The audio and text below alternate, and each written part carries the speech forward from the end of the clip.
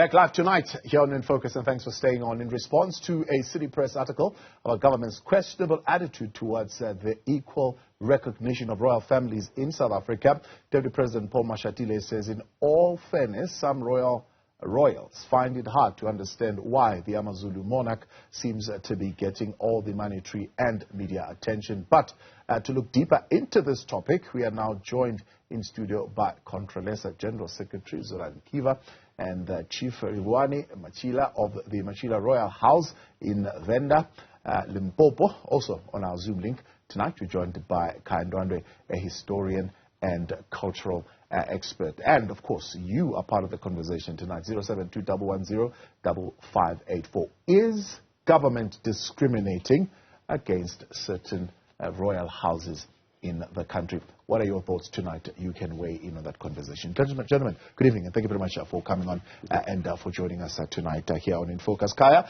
good evening to you as well, and thank you for coming on. Class, let me begin with you, because it does seem the origins of this challenge is, one, monetary, but also it is about recognition. Chapter 12 of our Constitution recognizes traditional leadership. However, there was a process that we undertaken called the Ndwandwe Commission, which was really meant to determine who is king, who is not, and where everybody else falls. The last I checked, I think it only recognized 7. I don't know whether it's 8, but you will share me on that. And everybody else after that falls under maybe what you would call traditional chiefs or Izinduna and whatever else. But in terms of kingdoms in the country, those are the ones that we have. How was that process arrived at? The process of determination for the recognition and validation, it was determined through the very same commission which you referred to, which was called the Ndwandwe Commission. But there's also been court challenges of the decisions of that commission, because that commission was not recommending, it was making decisions. So its decisions were taken on review, basically, which led to some of its decisions being overturned by courts. And that led to the increment of the recognized kingships in the country. And some of the matters actually pertaining to that commission and its outcomes, they are still serving in courts, and there's still yet to be sittings as well as hearing in that regard. But let's let's talk about that. Was there a reversal? Because at some point they were 13 and they said, well, 6 will now be deducted from that. Has there been a reversal of that process? There has been a reversal, but some still stands. We are no longer having 13 kingships, as it were. But there has been reversal as a result of court challenges. And there are also people who were not part of the representations which were made before that commission, who simply went to the High Court and the Constitutional Court, and those courts actually ruled in their favor and declared them as valid kingships. The case in point is the case of Amampondomise. Yeah. Because the Ndwandwe Commission looked at those that were inherited from the colonial era or the apartheid era, were recognized even that time as paramount chiefs. Then they said, we'll look at these 13 and we will start with them. So the Ndwandwe Commission was really confined on those ones, and it then made that determination that out of those 13, only 6 were valid. Yeah. But the kingdom of Vavenda, for instance, was not part of that process. Yeah. Their matter was dealt with differently. That is the kingdom or the kingship in Limpopo province. Similarly, the kingship of Amampondomise in the Eastern Cape simply went straight to the court, and they were given. The court ruled in their favor, yeah. And they are now part of the kings that are recognized in the country that are located in the Eastern Cape province. Yeah. So this issue is a continuing and an unending issue, simply because of the nature of how the arrangements are done to deal with the issues of traditional leadership in the country. Yeah, yeah. So remember that we are using 2 systems. Right. Roman Dutch law to determine issues of African tradition and custom, which create the whole conundrum that a royal family would take a view, but because there's a constitution that says people who are aggrieved can take matters outside of the traditional protocol and take it on review using Western courts, I'll put it that way. Right. Then they challenge that. And those courts, because they are not really, inclined, with the nuances of how issues of determining leadership should be done. So they use common sense and English common law. We are seeing an establishment, for example, in Gauteng. I think it was in November, the Premier also established the Gauteng Commission of Traditional Leadership to handle disputes, and I think the various provinces have got their own iterations of that. Chief, are there disputes that are being raised by royal household being handled fairly in your view?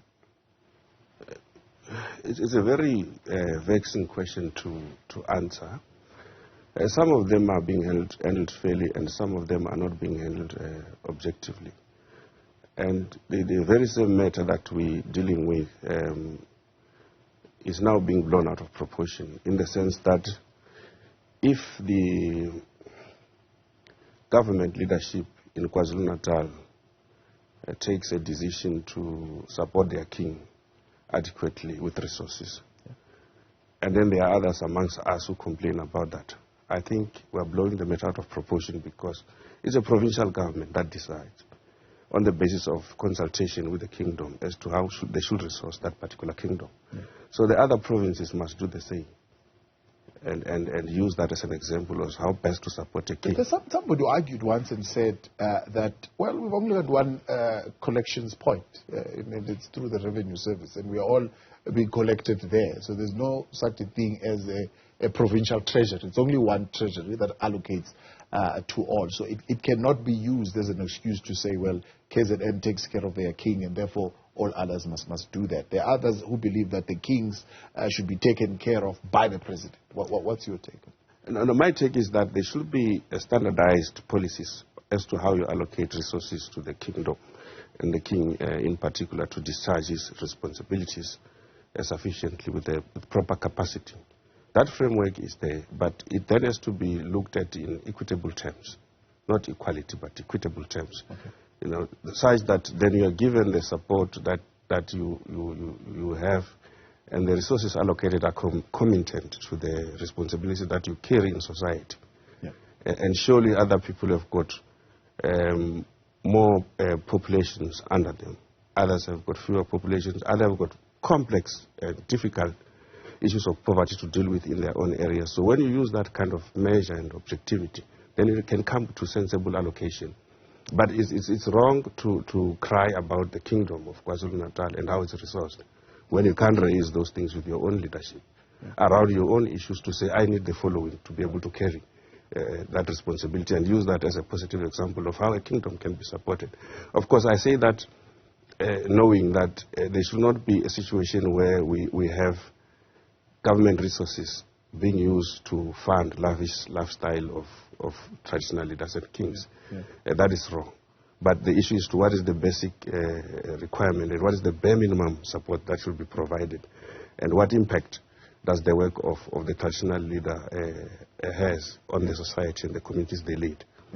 Is traditional leadership happy with their remuneration being determined by the very same commission that determines the remuneration for judges, presidents, and ministers? Because it seems from the Kokna minister, that's where the figure of kings and queens, 1.2 million, a chairperson of the National House of Traditional Leaders, 900,000, and so on and so forth. That's where those figures are coming from.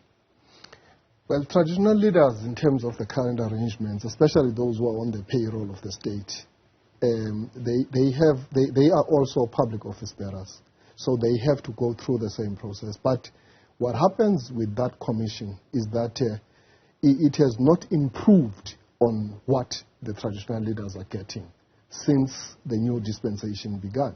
So there has been a lot of discontent on the part of traditional leaders on how there are matters that relate to their income and tax.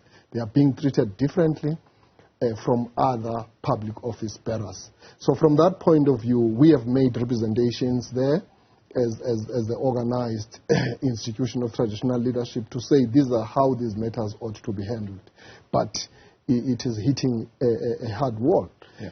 So talk to us about some of those issues that you raised. I mean, one of the issues is One, you want, for example, the chiefs themselves, or the Council of the Chiefs, to have its own budget. Look, Contralesa is very clear, is that we are talking about the three arms of the state in the Republic, the executive, the legislature, as well as the judiciary. Yeah. The blind spot to this is that we overlooked the issue of the institution of traditional leadership. In the case of South Africa, because we are a republic of a special type, within our so-called republic, we've got kingships. And therefore, we ought to have a fourth arm of the state, so that the issues of how the budget is divided is very clear from the point of view of equitable share. There must be an allocation for the institution of traditional leadership. It can be made a subdivision of one of these three arms of state, because this is a permanent feature of the state. And these leaders are there longer than the others who come in through a revolving door of a 5-year term. So it's very important that the arrangements that we make for them should not be dependent on those who come in and out of the system, because then it depends on the heart of the person who is in the office at that particular time to determine what must be given and what should not be given, which is wrong. Secondly, we are a unitary state, and therefore the manner in which you dispense resources for leaders in provinces should not be different, because an MEC in the Northern Cape, regardless of the size of the Northern Cape, gets the same pack as the other MEC elsewhere in Limpopo, Eastern Cape, Gauteng. You see? So there has been discrepancies on how traditional leaders are treated in the country. Hence, the chief next to me is saying that we ought to look at standardization and uniformity, so that we come closer to the equal treatment of traditional leaders. And what is happening in KZN, if I may also touch into that, as he says, is a very good example of how we should be doing things. Yeah. And we are not complaining on the treatment which is given to the kingship of KZN. Yeah. All what we are saying is that we are a unitary state. Yeah. And but the question would arise and say, well, KZN is a particular province with a particular budget, right, that might not necessarily equate to a budget in Mpumalanga, a budget in Limpopo, right? Mm-hmm. And so if we were to go according to those standards, it might not be sustainable. No, but we are not a federal country. We are a unitary state at the end of the day. And kings are national leaders. So again, that's another dynamic that we need to be considerate. You know, kings are national figures and national leaders, and therefore the issues that are related to them, we ought to come to some kind of equity on how we deal with what goes to them. So we take the issue of KZN as a very good example. Let's tease that a little bit more. Let me take a break. We'll unpack that a little bit more. We seem to have lost Khaya on Zoom, but we've got him back on the line. Khaya Ndwandwe. We'll come to him also in a moment. Contralesa General Secretary Zolani Mkiva, Chief Livhuwani Matsila of the Matsila Royal House in Venda, and cultural expert and historian Khaya Ndwandwe is still with us as well. You can weigh in on 072-110-5584. We're back in a moment. The Contralesa General Secretary Zolani Mkiva still with us. Chief Livhuwani Matsila of the Matsila Royal House in Venda, culture expert and historian Khaya Ndwandwe with us. Before the break, we were discussing, of course, the fringe benefit or the specific benefits from each province. I'll come back to that, but I want Khaya to just come in here and give us a sense of the history of how it comes about that I suppose where we are sitting now, KwaZulu-Natal is the only one being allocated an annual budget to the royal household at this particular point, as many are suggesting. Others are saying in response to that, well, it's part of what was negotiated in CODESA in 1990, and there were no other recognized kingdoms at the time, and the Zulu kingdom was the only one that was recognized. Is that the correct history? Yes. Hello? Yes, go for it. Okay. Let me get my colleague there. It is true, my man. It was the settlement of the negotiation that was happening before the election. So I think people made a mistake to other tribes, their leaders. You remember that when Dr. Telezi was leading KZN, he refused to go to the national election because he said they must first recognize the king as Isilo. Fortunately, we've got Isilo, we've got Amakos, we've got Ndwandwe. I think the way Dr. Kelly managed to structure everything, it makes it easy for Chapo Commission to recognize Isilo because they did follow the process. They did go to Chapo Commission and everything was approved. I think it's where the beginning of the thing came from, my man. Yeah. If other tribes did manage to speak about their kings, maybe it was going to be easy. Unfortunately, they didn't take care of their kings. It's where the problem begins. So the challenge becomes, that is being raised, is that the Constitution speaks about the recognition of traditional leadership, but Chapter 12 does not say anything about their budget. So how are these allocations of fringe benefits determined, for example, for the Zulu royal household? I think it's the negotiation settlement that takes place. I think it was 2005, something like that, where they make this agreement. You remember that our Isilo used to open the legislature, which doesn't happen in other provinces. I think there is a way that President Mashatile make the settlement with the government, and the government agree, because everything came from the government and nothing came under the table. So I think it's where everything was settled. The government is bound by this agreement that they made with a Zulu kingdom. Yeah. I mean, we've got to compare apples with apples here without blowing this thing out of proportion. But if we were to, for example, look at the upkeep of the monarchy in KwaZulu-Natal, and we look at Eastern Cape. Eastern Cape is one of our hardest hit provinces in terms of economic development. There's a lot of development that needs to go there in that particular province, and the budgets are not that great because people are not employed, and so government doesn't collect a lot from there. But if we were to look at just the number of royal households that we would need to upkeep there, it's a number that is more than what you would find in KwaZulu-Natal. No, it's not an issue of numbers. We have less than 20 kingships in this country. Roughly, we say we have about 10 formal kingships. Yeah. So, and when we talk about the budget, it's not going to the pocket of the kings. It serves and services the community where it is the jurisdiction of the king. So we mustn't make that the 100 million which is allocated to the Zulu royal household, it goes to the pocket of the king. It's resources that go to the programs and projects, including maintenance of the infrastructure, that goes there. So similarly, if the Eastern Cape has got more kings, the Eastern Cape government has actually begun a process of allocating budget. I think they started with 5 million per kingship. Then that is going to grow.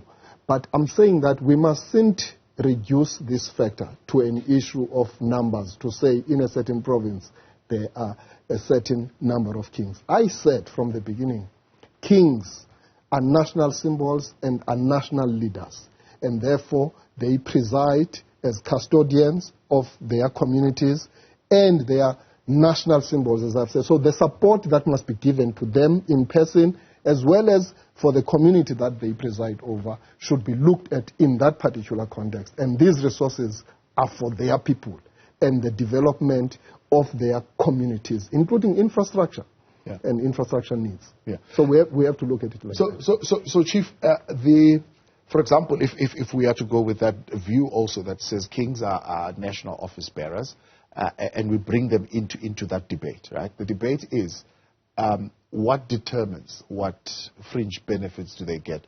Others have been, for example, arguing the matter of ministers to say, why do we pay for their electricity? Why do we pay for their second home? Why do we pay for their water? It should be equated to what they are delivering to the economy, and therefore then determine what benefits they get. How would that apply in the context of royal households?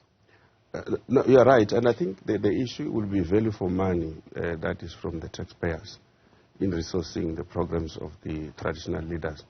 And when you say fringe benefits, you see, it gives a picture or a posture of luxuries and lavish lifestyle, which I think is what is wrong in the current context. And the fight for financial resources is now reducing the stature and significance of traditional leaders in South Africa, because everybody's looking at what can I benefit, instead of saying, I want to be resourced enough so that I can work for my community. And then then there must be a bare minimum program of resourcing that kind of activity, to say you need a car, you need a house to stay, you need offices, and you need electricity and those kinds of things. Anything over and above that becomes excessive and abuse of taxpayers' resources. And I think that's the kind of national model that must be adopted in the country, that you will get the bare minimum, but you won't get other excessive support that then gives an impression that to our subjects that we are more looked after than them as the communities. Yeah. And this is the issue. So it should be also an incentive-based kind of a program, where there are traditional leaders that are rolling up their sleeves. They must get more support because they are working for the people. Because you see, in this space, there are people who don't do anything for their communities. We see them. They sit there. They get government support to have cars, but they take those cars to Shebins, for instance. Now, we can't have leaders like that. Yeah. So I think that's the national kind of model we must have, and ethics that must be infused, and moral authority that traditional leaders must command. And I think those are the issues that we must talk about as traditional leaders and government. Then we can come to a sensible discussion and a sensible arrangement where everybody can be resourced to function. Yeah. There's that sensitive issue of when do you cease to be recognized as a king in terms of our constitution, when the successions begin to happen within the royal household. How is that, and where is that located, and who handles that?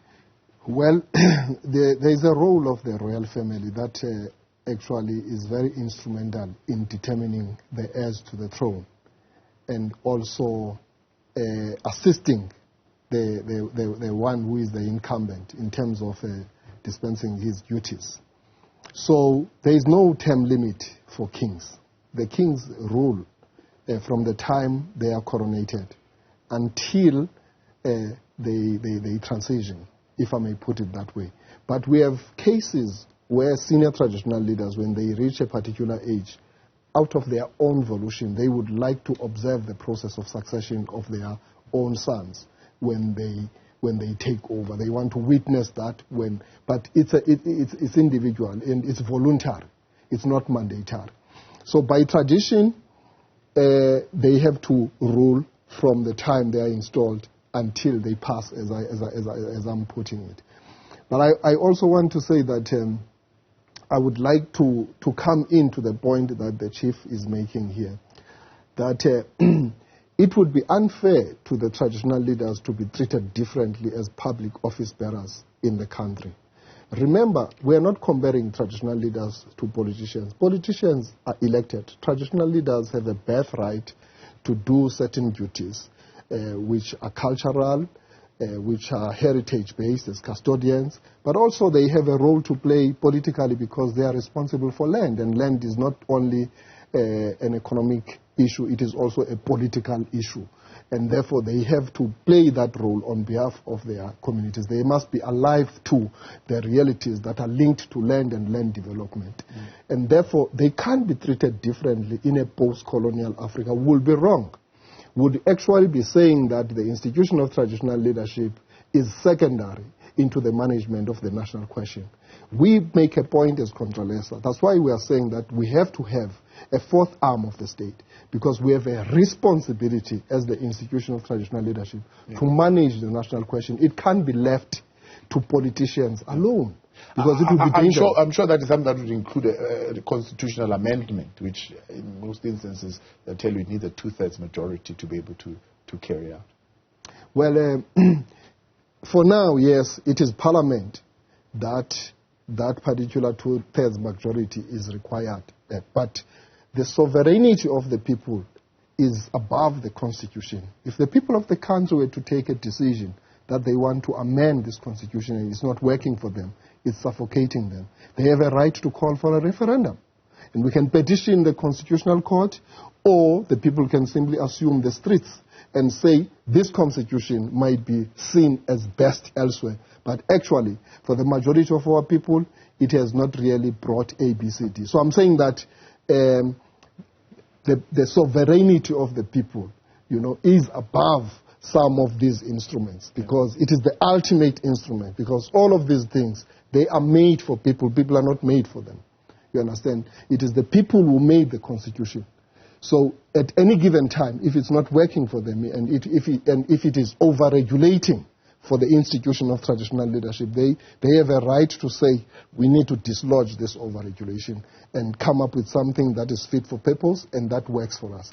So I'm saying that the traditional leaders of the country have a very good relationship with the government, but we are engaging the government constructively. And we have taken a posture as Contralesa that there's been a pressure to take government to court, because we do know some of the things that are happening currently are actually unconstitutional. The disparities on how the different traditional leaders are treated in different provinces. Others are given cars, others are not given cars. We're saying we know that this is not legit and we know that this is not constitutional, but we engage the ruling party politically, because we believe some of these things, they don't need to be taken to court and overburden the courts, where you have political leadership that can process these matters. So it is our posture as Contralesa that want to engage. We don't need to go and arrive to a point wherein we must call for a referendum. I think the engagement of a ruling party or a governing party is good enough for us to convince them through logic that these certain things that we are pointing out at, they must be handled in the best interest of our people. The government belongs to us. It is the government of the people. But, Mr. Ndwandwe, there's a sense that, for example, the Zulu royal family holds a little bit more weight over government, in the sense that at some point, we know Isilo had complained about the size of the budget, saying, no, this is a menial budget. In fact, it doesn't take care of my needs. Now, the chiefs here are saying it shouldn't really get to that point. It shouldn't be about maintaining a lavish sense of living, but about being able to deliver to the people of that which you serve. Does the Zulu royal family strike that balance very well? Hello? Yes, sir. I feel in my mind. My network is very poor. Say that again. Did you hear my question? I'm saying, in the past, for example, we've heard Isilo making a complaint about the size of the budget, saying the money that is being allocated to him was actually not adequate enough. And what's coming out of the conversation tonight is that it should not really even be about being able to take care of the upkeep of your lavish lifestyle, but more about serving the people. And I'm asking if the Zulu Royal House is able to strike that balance. Yes, they managed to strike that balance, my man, because even before, the king was getting a better treatment. So when they come to democracy, they come with a thing. And as you say, this money is not going to the pocket of the king, but it's saving the palace of the king, it sponsors the traditional functions of the king, and support everything that's happening around the royal house. Because people are working there, they get paid by that month. They are specifically employed by the royal house, so they must get paid. So according to us, everything is go balanced, my brother. Yeah. So what do these people do? I mean, other people were asking, I know there's been a conversation going on about the backlog of the payment of izinduna, for example, in KwaZulu-Natal. They said that money has finally been released, and I don't know how far it has actually gone to get to izinduna. So people are saying, what do they do? Why do we need to pay them out of the taxpayers' money? What do the Amakosis do? What role are they playing? Why do we need to give them the amount of money that they're getting? Firstly, let me clarify this. In our province, we've got Isilo, Unomkhed, and we've got Amakos, we've got izinduna. So I think everything is go back to the agreement that was made before. Because you know, it takes time for them to get paid. If the government, I think this question, it must be based on the government, why they allow them. The reason is that they are taking part in the community because there is a lot of things that's happening there. If you can come and see, izinduna and Amakos are working more than AmaKhansela, because AmaKhansela can resign tomorrow and do whatever they want, but izinduna, they remain there. So I think it's how they manage to pay, because they keep the community together, they work for the community. If I'm fighting with my neighbor now, first person I can get in Ndwandwe. It takes time to get a councillor, my brother, to be honest, because once people they get voted, they don't have time for the community. But if Ndwandwe and AmaZulu are already there.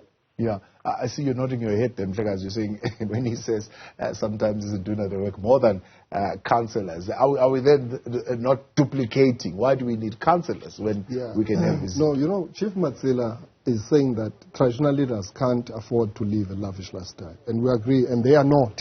We must be clear about that there's no king who live a lavish lifestyle here. Because all traditional leaders in the entire hierarchy is located in rural communities, and they live amongst their people. If there's no running water in the village, so they are affected. If the electricity is poor, so they are affected. So the work that gets done by traditional leaders include the governance of the villages, which accounts for almost half of the population of the country. And there's stability there. They are responsible for land administration. They are responsible for the allocation of sites. They are responsible for everything that has to do with the administration of the villages, including development. They are championing development of their own people. And we are saying that the majority of our traditional leaders are actually very responsible in this country. They have been able to maintain stability. Right.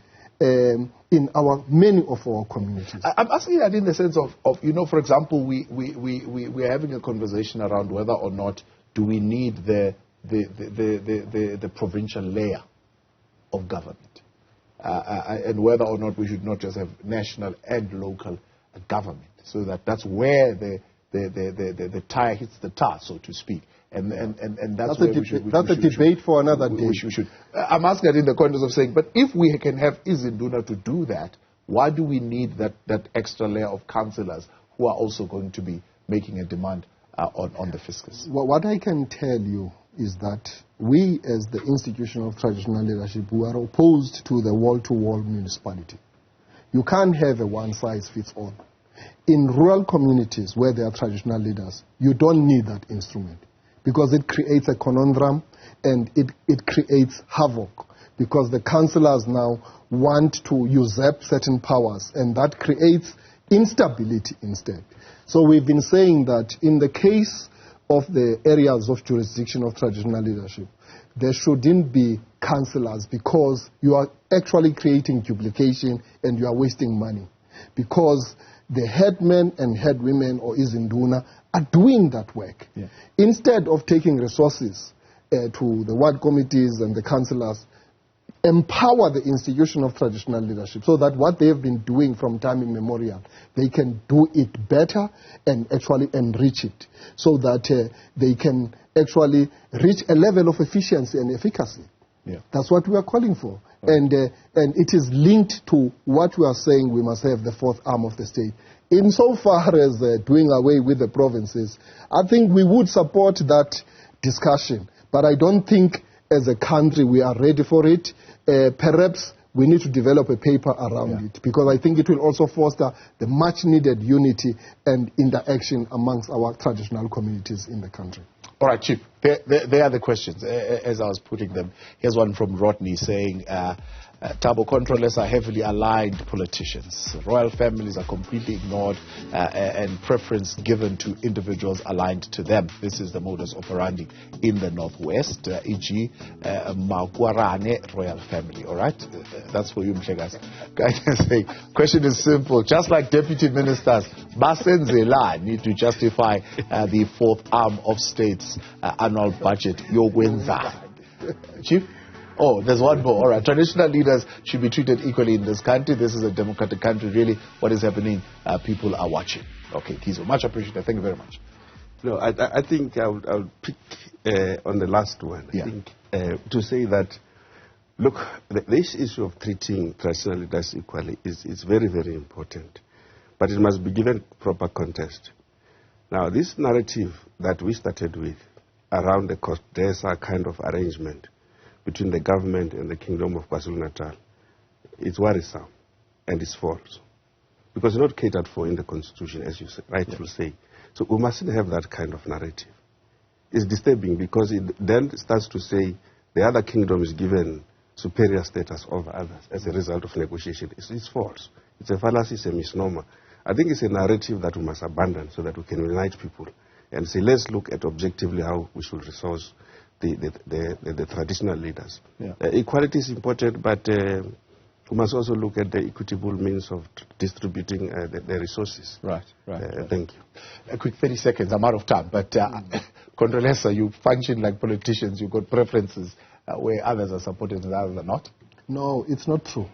We work with we are not aligned politically. We work with the governing party because we have to work with them because they are in power. We have to interact with them to place the interest of the people. We are an organized formation that represents the interests of traditional leaders and their communities. And therefore, from time to time, we have to engage government, not to look away from rural areas. This country is not an urban country. This country is both urban and rural. And therefore, we have to champion rural development because we represent the rural communities and ensure that government employs an approach that is balanced in terms of how it distributes resources in the country. Yeah. The infrastructure in the rural areas requires national government, provincial government, and district to actually make intervention. That's the role we play. Our role is not political per se. It is developmental. We are champions of development of our own people and communities. Completely out of time. Appreciate you. Thank you very much for coming in and joining us tonight. That is Contralesa General Secretary Zolani Mkiva, Chief Livhuwani Matsila of the Matsila Royal Household in Venda, and Khaya Ndwandwe, cultural expert and historian, joining us in the running. Thank you for your engagement tonight here on WhatsApp. Right.